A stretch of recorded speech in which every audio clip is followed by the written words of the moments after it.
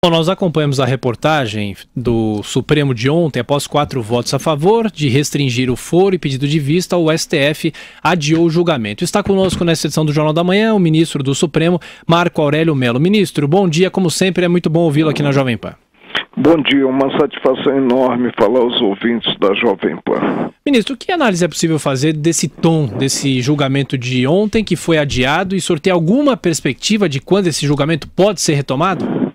Não, eu penso que deve ser observado o regimento interno e haver a devolução do processo dentro de 2 semanas. Agora vamos aguardar qual será a postura do ministro Alexandre de Moraes. Temos 4 votos já proferidos, antecipei meu voto, a ministra Rosa Weber também antecipou e a presidente do tribunal, ministra Carmen Lúcia. Estamos, portanto, a 2 votos da maioria absoluta para realmente se colocar, sob o meu ponto de vista, os pingos nos is.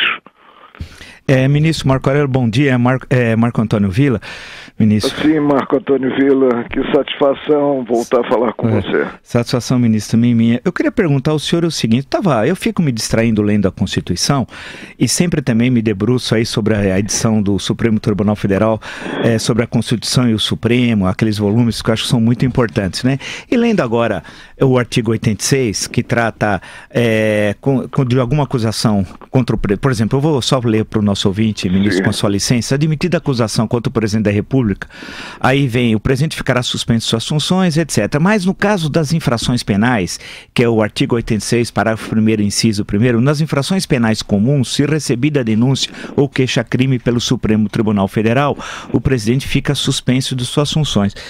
É o caso em que envolve o inquérito do presidente Michel Temer, com 3 acusações de formação e organização criminosa, obstrução à justiça e corrupção passiva.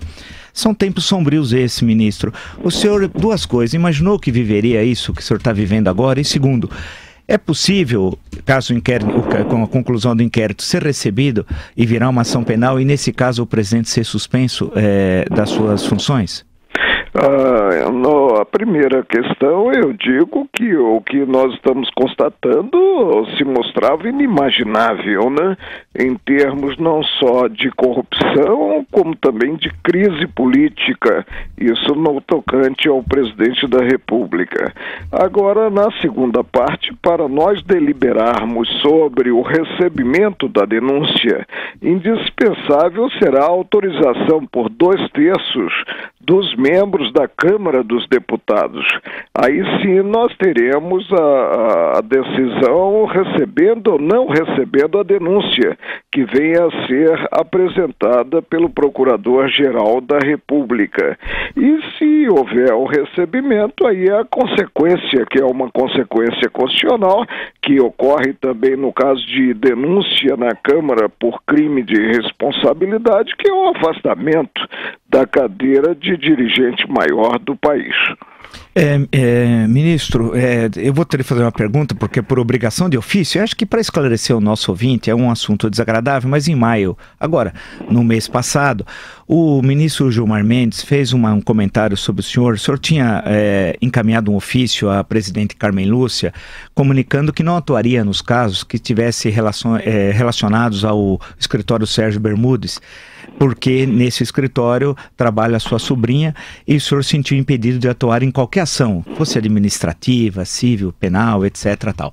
E aí o ministro Gilmar Mendes fez uma afirmação, permita por favor lê-la aos nossos ouvintes, disse o seguinte, abre aspas, os antropólogos, quando forem estudar algumas personalidades da vida pública, terão uma grande surpresa, descobrirão que elas nunca foram grande coisa do ponto de vista ético, moral e intelectual, e que essas pessoas, ao envelhecerem, passaram de velhos a velhacos, ou seja, envelheceram e envelheceram. O que o senhor tem a dizer sobre isso, ministro?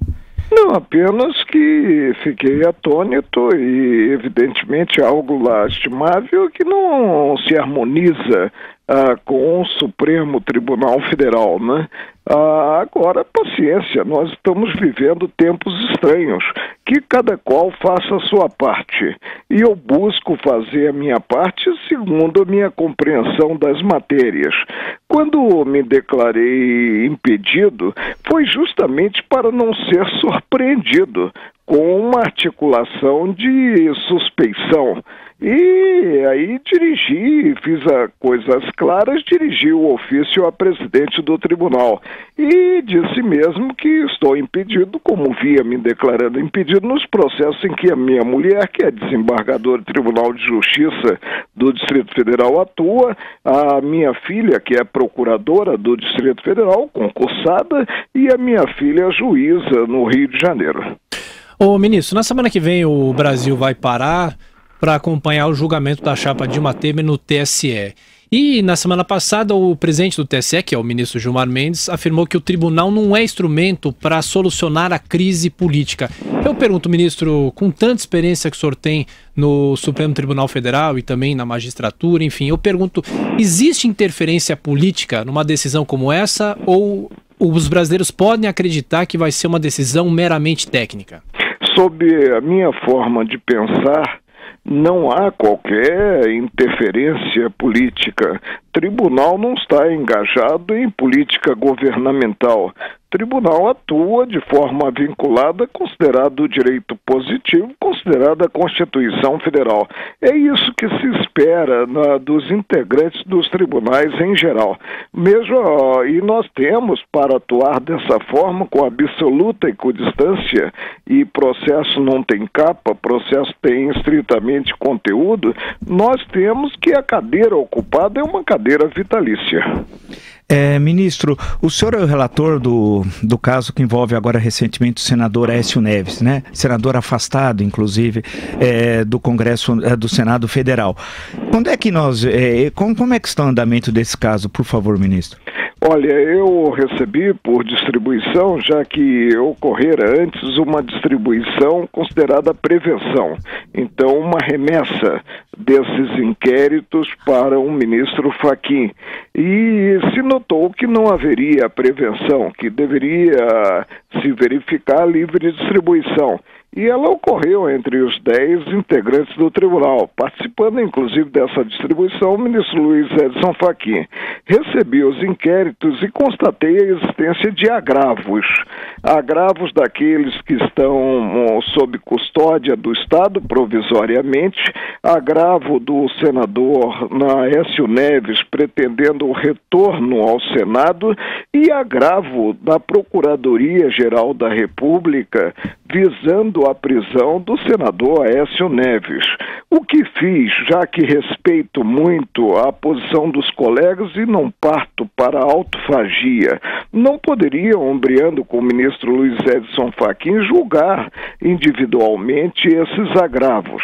Eu os remeti, presente o contraditório, à Procuradoria-Geral da República e, uma vez havendo o pronunciamento da Procuradoria, eu apresentarei os agravos ao colegiado, que é a primeira turma, prolatando em primeiro lugar como relator o voto, mas aí nós teremos uma decisão do colegiado. O que eu faço invariavelmente nos agravos sob a minha relatoria e também ações penais, quando constato a participação como envolvidos de cidadãos que não têm a prerrogativa de serem julgados pelo Supremo, desmembro os inquéritos e as ações penais e determino a remessa de autos para a primeira instância, né? Mas não pude fazer isso nesses inquéritos, já que nós temos envolvidos também cidadãos. E não pude porque assim não procedeu o colega, o ministro Luiz Edson Fachin.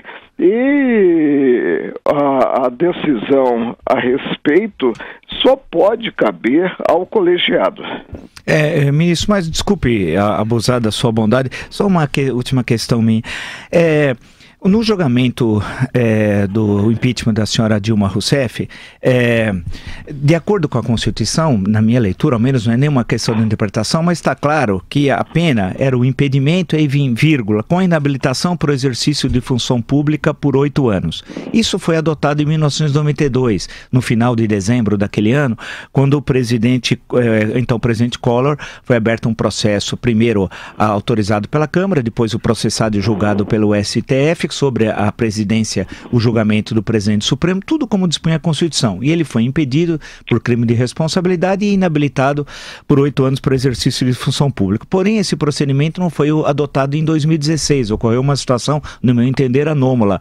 Ao invés tem a vírgula, mas o presidente do julgamento, o presidente Ricardo Lewandowski, entendeu que era e não vírgula, e fatiou. Como é que o senhor interpreta, o senhor como um jurista, essa questão? E quando que o Supremo vai colocar ordem nessa questão? Ou seja, que tem que ter sido cumprido o que determina a Constituição, o impedimento e a suspensão? Olha, em primeiro lugar, quanto ao ex-presidente Fernando Collor, ocorreu o inverso. Ele renunciou, aí Sim. Ficou prejudicada a questão alusiva ao impedimento e se prosseguiu e se declarou o presidente inabilitado para o exercício de funções públicas.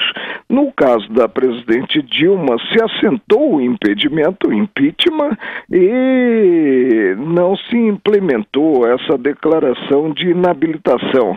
É uma matéria em aberto, eu não sei se nós temos no Supremo algum processo aversando para exame pelo plenário e teremos que aguardar aí a decisão do colegiado. Ministro Marco Aurélio Mello conversando conosco aqui no Jornal da Manhã. Ministro, muito obrigado pela atenção, mais uma vez, bom fim de semana. Obrigado e sempre à disposição de vocês e homenageando esse serviço que vocês prestam de utilidade pública aos ouvintes da Jovem Pan.